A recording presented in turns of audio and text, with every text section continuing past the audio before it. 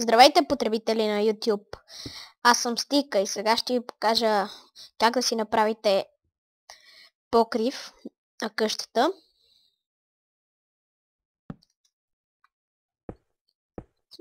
Взимате стълби, взимате някакво купче, няма значение какво, освен пясък. И ето така правите, поставяте го. И правите и слагате отгоре тухлените стълби. И то се получава ето така. Получава се като керамида, покрив. И така до края на къщата, ще го продължа в другия епизод. Няма да е сега.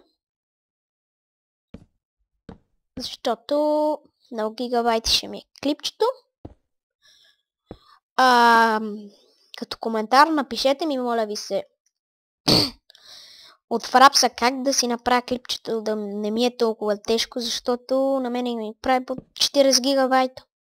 И не знам как да си го сложа да ми прави по-малко. Така че ми пишете, моля ви се. Искам да разбера как. Сега чупите тези дъски. После ще го запълвате с нещо. Е така продължавате, докато къщата не ви свърши.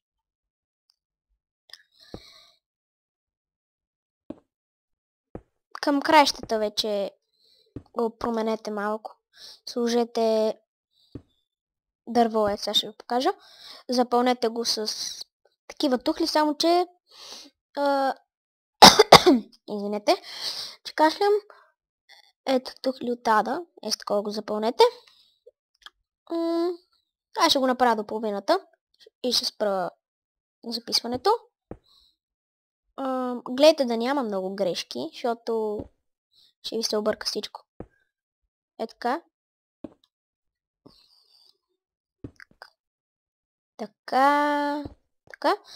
И сега почвате от другата страна. Ще ви кажа един виц. Значи, Прашчо отива на пазар и пита продавача, тази възглавница с какво се пълни. Харесва си възглавница. И той му казва с пух. И Прашчо си казва, о, Мечо, демек мечката е умряла. На шега, разбира се. Мечо винаги ще ни е в сърцата.